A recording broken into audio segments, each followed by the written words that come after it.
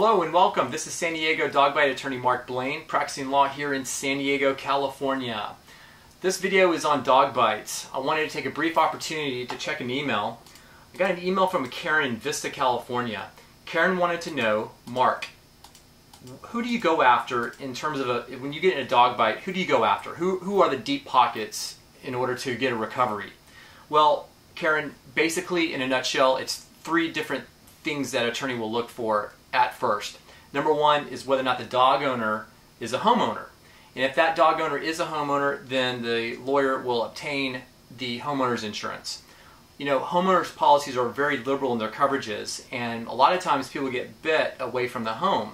So if the dog owner is a homeowner and the trip derived from the home, most of the time the homeowner's insurance will cover for the dog bite. So that's number one, and that's the big one. That's the one that every dog bite lawyer really looks at first, because that's the policy that would be applicable to the injuries, to the incident itself.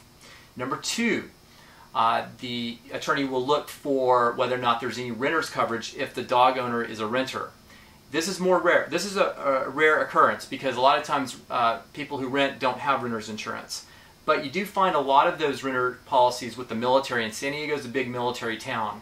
So I've had a couple cases where we got liability underneath the renter's policy, and it was a military connection, so I don't know if that had a lot to do with it, but it does occur, and you always want to check into that avenue.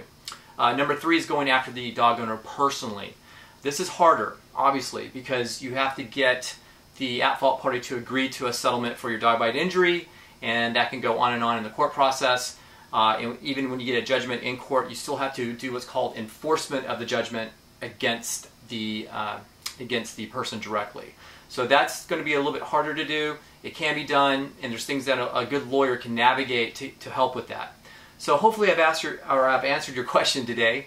Those are the three main areas that an attorney in California would look to try to get compensation for you or anyone's injuries resulting from a dog bite.